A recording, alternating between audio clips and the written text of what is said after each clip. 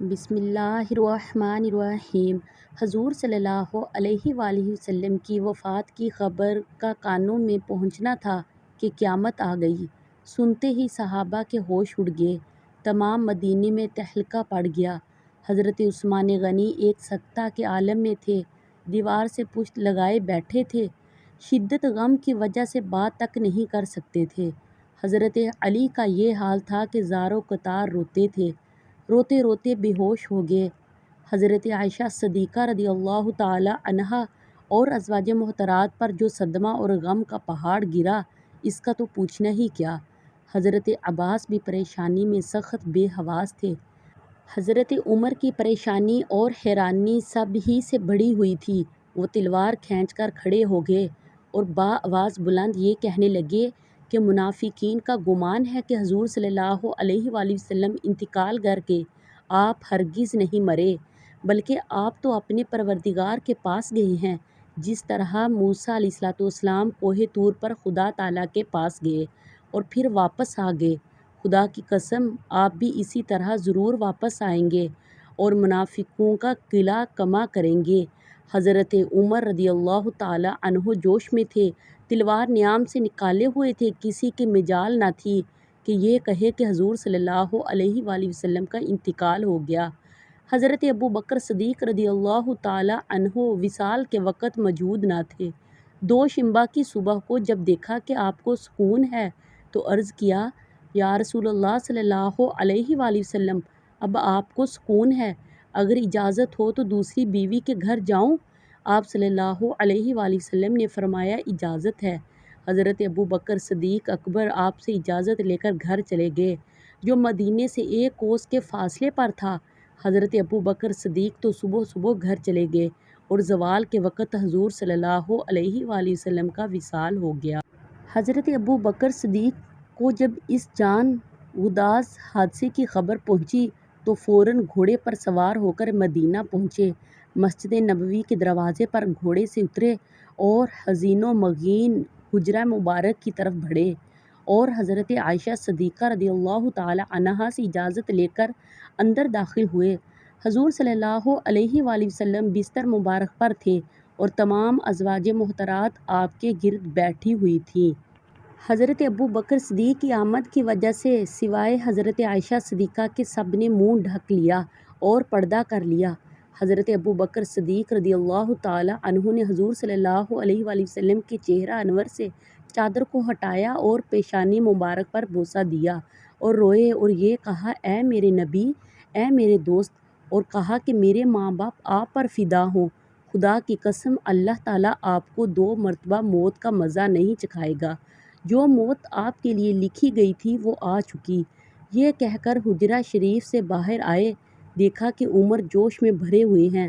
حضرت ابوبکر صدیق اکبر نے کہا کہ رسول اللہ صلی اللہ علیہ وآلہ وسلم انتقال کر گئے ہیں۔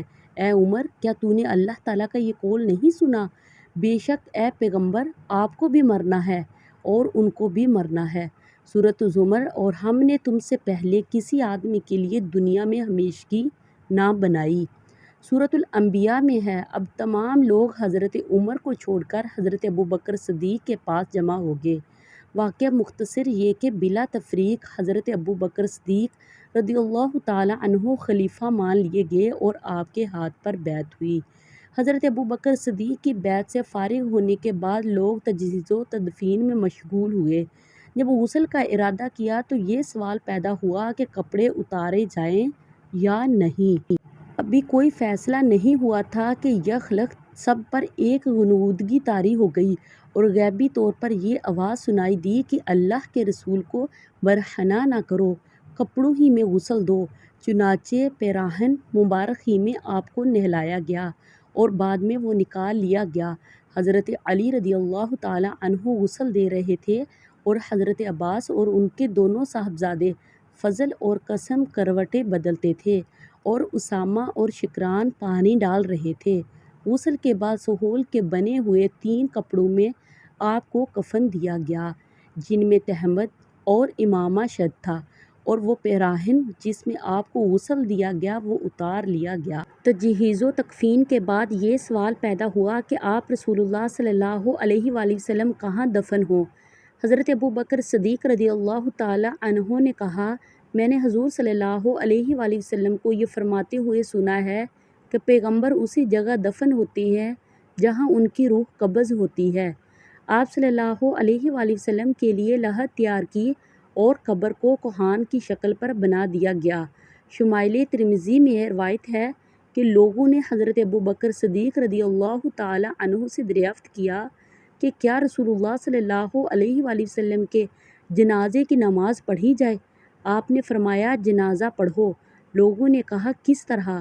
حضرت ابوبکر رضی اللہ تعالی عنہ نے کہا، لوگوں کا ایک ایک گروہ حجرے میں جائے اور تکبیر کہے، پھر درود اور دعا پڑھے اور باہر آ جائے، پھر دوسرا گروہ داخل ہو اور اسی طرح تکبیر کہیں اور پھر درود اور دعا کے بعد واپس آ جائیں، اسی طرح سب لوگ نماز پڑھیں۔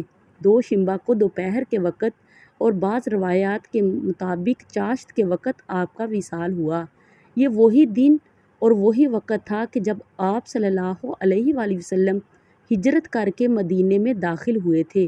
چہارشنبہ کی شب میں آپ صلی اللہ علیہ وآلہ وسلم دفن ہوئے۔ حضرت علی اور حضرت عباس اور ان کے دونوں صاحبزادے فضل اور قصب نے آپ کو قبر میں اتارا۔ جب دفن سے فارغ ہوئے تو کوہان کی شکل میں آپ کی تربت تیار کی اور پانی چھڑکا۔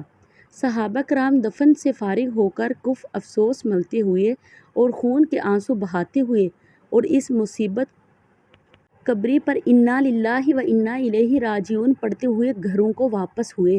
حضور صلی اللہ علیہ وآلہ وسلم کی انفراد نماز جنازہ پڑھنے کا سبب یہ تھا کہ وہ تمام لوگ اس اجر و ثواب میں برابر کے شریک ٹھہریں۔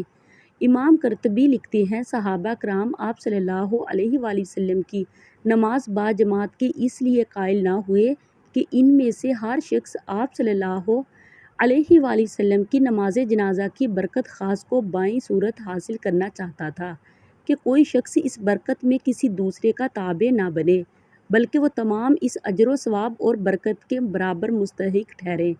حضرت عائشہ رضی اللہ تعالی عنہا فرماتی ہیں کہ وصال کے وقت حضور اقدس صلی اللہ علیہ وآلہ وسلم کے قریب ایک پیالے میں پانی رکھا ہوا تھا کہ اس میں حضور صلی اللہ علیہ وآلہ وسلم بار بار ہاتھ ڈالتے تھے اور چہرہ مبارک پر پھیرتے تھے کہ یہ شدت حرارت اور گھبراہٹ کے وقت سکون کا سبب ہوتا ہے۔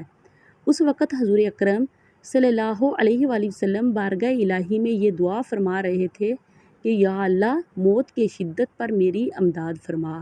حضرت ابن عباس اور حضرت عائشہ صدیقہ رضی اللہ تعالی عنہا فرماتے ہیں کہ حضرت ابوبکر صدیق اور حضور اکرم صلی اللہ علیہ وآلہ وسلم کے وصال کے بعد تشریف لائے اور آپ صلی اللہ علیہ وآلہ وسلم کی پیشانی مبارک کو بوسہ دیا۔ آمین یا رب العالمین۔